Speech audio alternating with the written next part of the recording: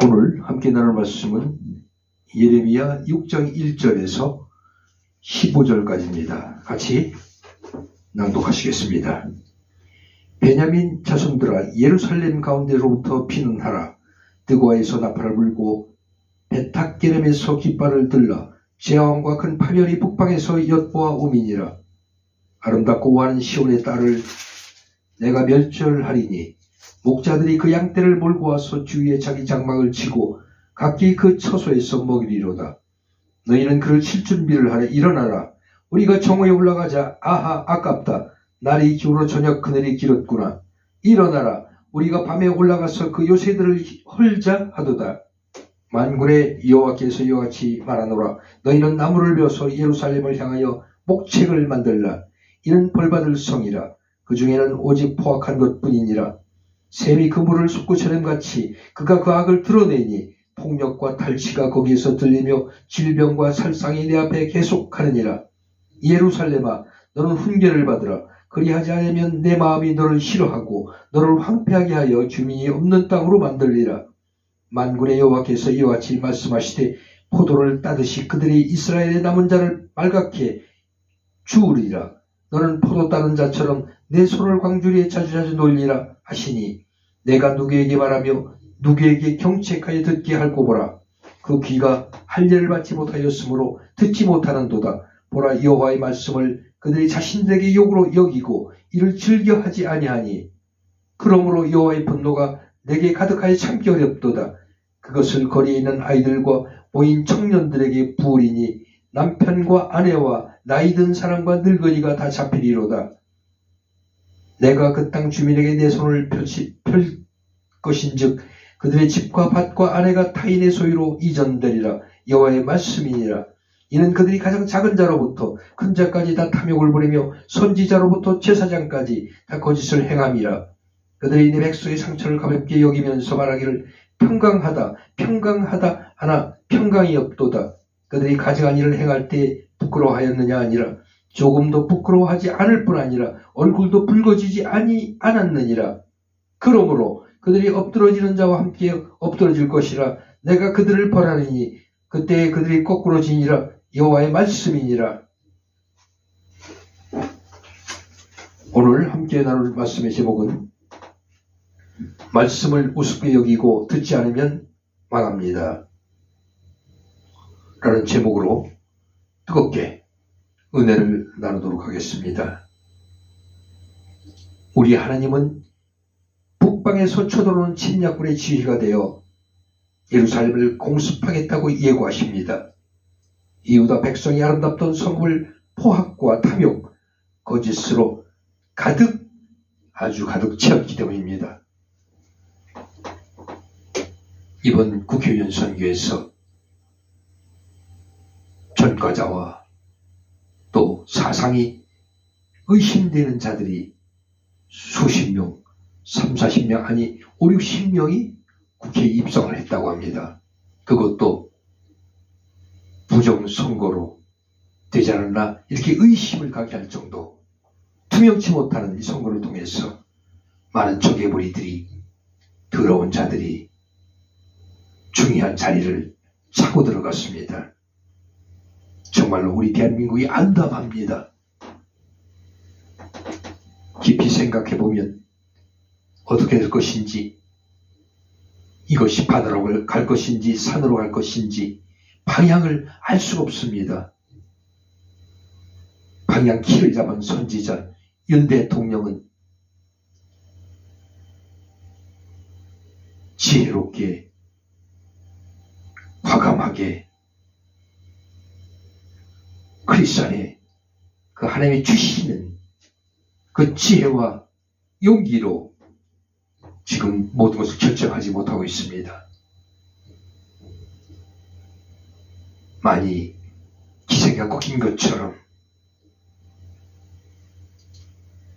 이렇게 자포자기하지 않은 것이 아닌가 이렇게 생각이 들 정도입니다. 너무나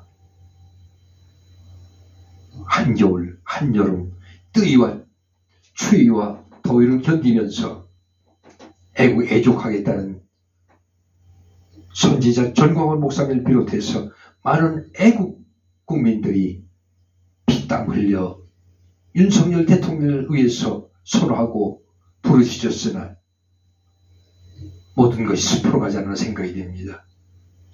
모든 것이 뜻대로 되지 않고 이것이 우리가 바라는 그 원하는 것에 반대로 나가는 것이 아닌가, 이루 말 수 없는 걱정을 안 할 수 없습니다. 저도 국민의 한 사람으로서 저는 정치인이 아닙니다. 믿음의 선지자 또 목사로서 성도로서 오직 하나님을 섬기는 그러한 평범한 기독교인입니다. 그러나 국민의 한 사람으로서 이 나라를 사랑하는 마음으로 걱정을 하지 않을 수가 없습니다. 정의를 위해서 목숨을 걸겠다고 한 그 대통령은 어디로 가고 꼬리만 감추고 꼬리만 내놓고 머리는 감추고 서슬 기는 듯한 그러한 대통령을 볼 때 정말 불안하고 안타깝고 분개심이 이루 말할 수 없습니다. 저를 비롯한 많은 국민들이 저의 심정과 똑같으려 봅니다. 이 시대에 성경의 이 역사 속에 나오는 이 내용도 어쩌면 지금과 똑같지 않은가 이렇게 생각이 됩니다. 그래서 하나님은 오히려 우리를 위한 아군의 지휘자가 아니라 저쪽 북녘의 지휘자가 되어 오히려 우리를 치료하지 않겠나 이렇게 생각이 됩니다.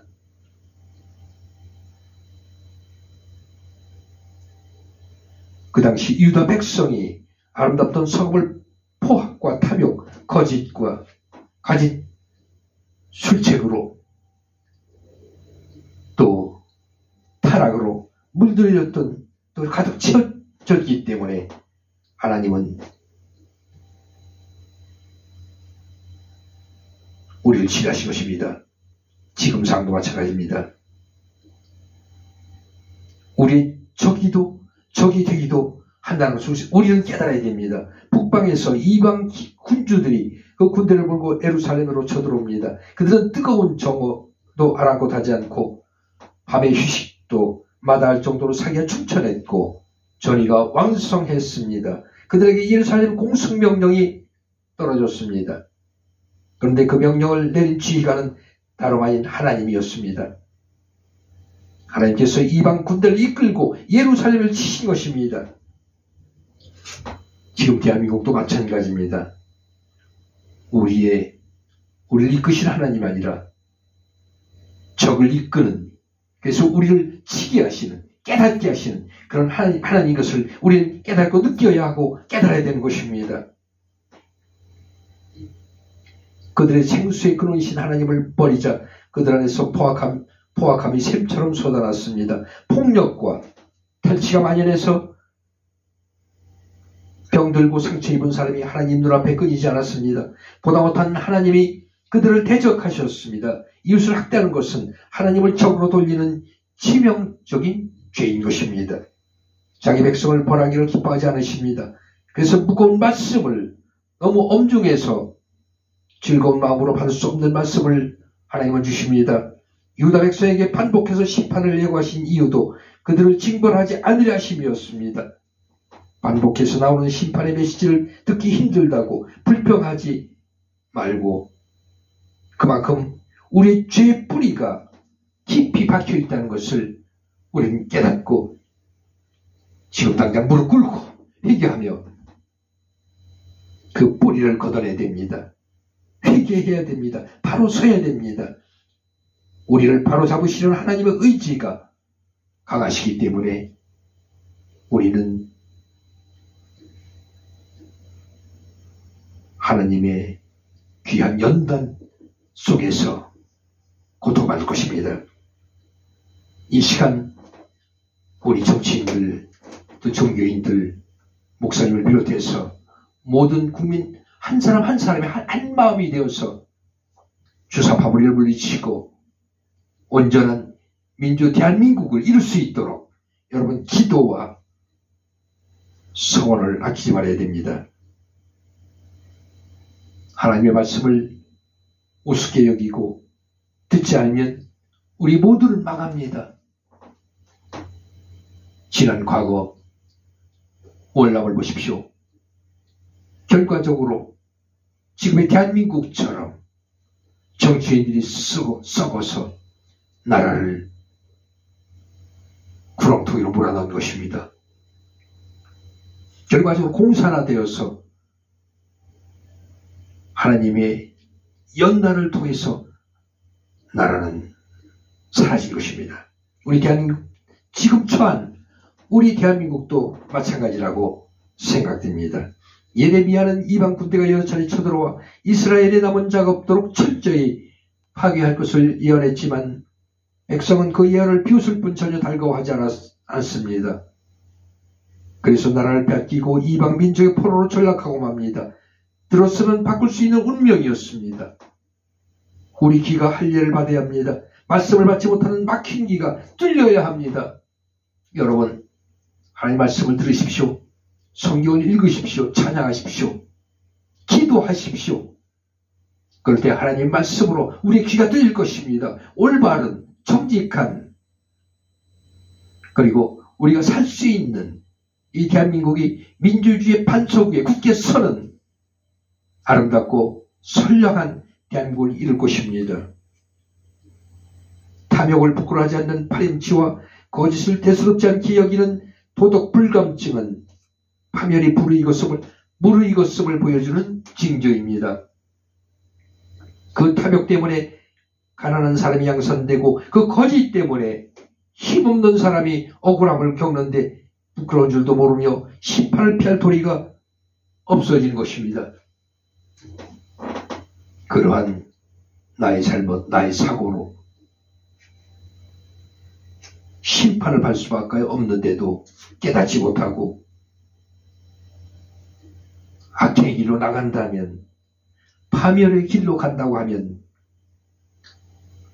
하나님의 말씀에 역행하는 길을 간다고 한다면 하나님의 그 큰 심판을 우리는 피할 도리가 없는 것입니다. 혹시 우리의 죄에 무감각해지질 않았는지 우리 자신 한번 점검해 보시기 바랍니다. 세상에 휩쓸리고 세상 유혹에 빠져서 나야 하며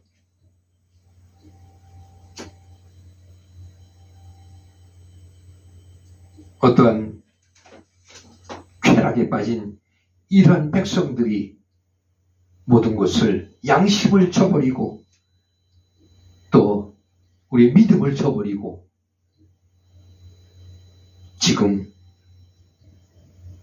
죄에 무감각해지질 않았는지 우리 다시 한번 생각하고 점검하고 빨리 회개하시기 바랍니다. 기도하시겠습니다. 아버지 하나님, 우리의 거짓된 삶과 믿음을 용서하여 주시옵소서. 우리는 하나님의 크신 심판을 받을 자들입니다. 나의 죄를 내가 무감각해져서 그 죄에 빠져있지 않나 우리 한번 다시 점검하고 그래서 잘못을 회개하는 귀한 시간으로 우리를 인도하여 주시옵소서. 그래서 이 나라가 바로 서고 바른 대통령, 바른 국민, 민주주의 국가를 이룰 수 있도록 아버지 이 나라를 구원하시고 축복하여 주시옵소서. 우리 대한민국 국민 모두가 탐욕과 거짓을 부끄러워하는 깨끗한 양심을 갖는 국민되게 하여 주시옵소서. 감사드리며 예수 그리스도의 이름으로 기도드립니다. 아멘.